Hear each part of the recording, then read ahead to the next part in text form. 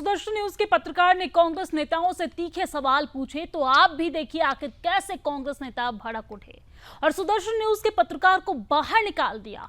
और वहीं स्वामी दिनेशानंद जी महाराज भी सुदर्शन न्यूज के समर्थन में आए। कांग्रेस के प्रेस कॉन्फ्रेंस में हुई बदतमीजी और धक्का मुक्की के कड़े शब्दों में उन्होंने निंदा की है। हिंदुत्व के मुद्दों पर भी कही कि उन्होंने अपनी बात कही है सुदर्शन न्यूज से। और आपको बता दें, साथ ही राहुल गांधी के हिंदुओं वाले बयान का भी विरोध किया है। स्वामी दिनेशानंद जी हमारे साथ इस वक्त मौजूद हैं और जब इनको पता चला कि हमारे साथ दुर्व्यवहार हुआ है और जबकि हम अपने पत्रकारिता का धर्म निभा रहे थे और अपना धर्म निभाते हुए हमारे साथ बदतमीजी की गई, जब हम एक प्रेस वार्ता में पहुंचे थे, प्रेस वार्ता में हमने कुछ प्रश्न पूछे जो कि ज्वलंत मुद्दे थे, संसद के वो मुद्दे थे, राष्ट्र से जुड़े हुए मुद्दे थे, देश से जुड़े हुए मुद्दे थे और वो मुद्दे थे जो जनता के हित से, जनहित से जुड़े थे मुद्दे थे। और वो प्रश्न पूछने के बाद पर वो भड़क गए। वहाँ पर जो मौजूद थे कांग्रेसी जितने भी वहाँ पर मौजूद थे, उन्होंने हमें एक तरीके से धक्का मुक्की भी की, वहाँ से जाने के लिए कहा गया और तमाम आरोप ऐसे लगाए जो कि काफ़ी वहाँ पे हृदय को पीड़ा करने वाले। और पत्रकारिता धर्म को निभाते हुए हमने कोई भी ऐसा शब्द का इस्तेमाल नहीं किया, कोई हिंदू मुसलमान का जिक्र वहाँ पर नहीं किया, चर्चा वहाँ पर नहीं की।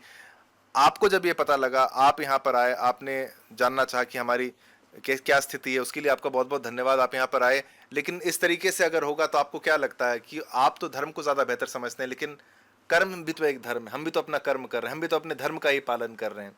उस दौरान अगर हमारे साथ ये सब होगा तो ये कितना निंदनीय है और क्या करना चाहिए? स्वामी जी, आपकी क्या क्या प्रतिक्रिया रहेगी इस पर? देखिए, हमने सुदर्शन का साथ हमेशा दिया है, इससे तो आज तो कुछ भी नहीं हुआ। जिस हिसाब से अगर आप पूर्व में देखेंगे तो पूर्व में तो गोलियां तक चलाने की बात हुई है और सुदर्शन की टीम जब यहाँ पर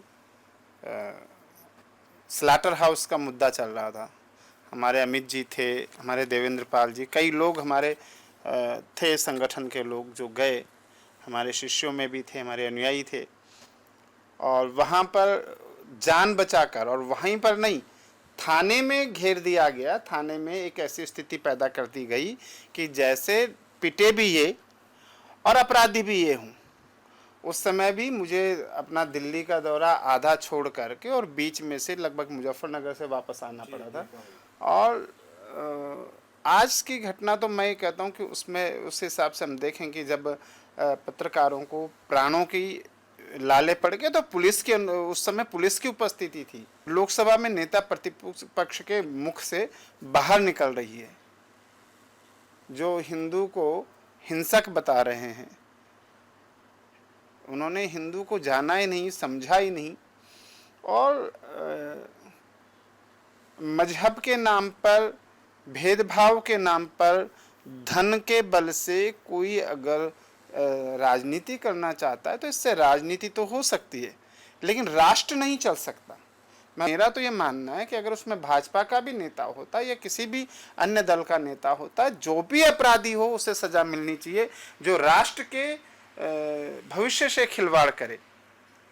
आपको स्पष्टीकरण देना पड़ेगा कि नेता प्रतिपक्ष लोकसभा के इस वाक्य से, इन शब्दों से आप कितने सहमत हैं कि हिंदू हिंसक होता है। और काजी ने ही इस तरह की घटना घटी तो जो काजी है, काजी का अर्थ होता है न्यायाधीश, तो क्या वो कजा कर पाया? जब वो अपने स्वयं के साथ न्याय नहीं कर पा रहे हैं तो वो जनता के साथ क्या न्याय करेंगे? और इस समय अपनी हार से पूर्व में ही वो घबरा चुके हैं, बुरी तरह से घबरा चुके हैं और उसी का ये है कि ये लोकतंत्र के चौथे स्तंभ पर प्रहार करने से बाज नहीं आ रहे हैं। और मैं इस घटना के कड़े शब्दों में निंदा करता हूं और पुलिस प्रशासन से ये आशा करता हूं कि ये इस पर संज्ञान लेंगे और इस पर अपनी रिपोर्ट दर्ज कराएंगे। धन्यवाद। बहुत बहुत धन्यवाद स्वामी जी, बहुत बहुत धन्यवाद। तो हमारे साथ स्वामी जी थे, उन्होंने अपनी प्रतिक्रिया दी और हमारा हाल जानने के लिए वो यहाँ पर मौजूद थे। और इसी तरीके से हम तो कह रहे हैं, हम पत्रकारिता तो करते रहेंगे, सवाल हम जरूर पूछेंगे। सवाल जनता के हित के होंगे, मजहब, राजनीति, इन सब से हट के हम जनता के हित की बात करते हैं हमेशा से और आगे भी हम जनता के हित की बात करेंगे।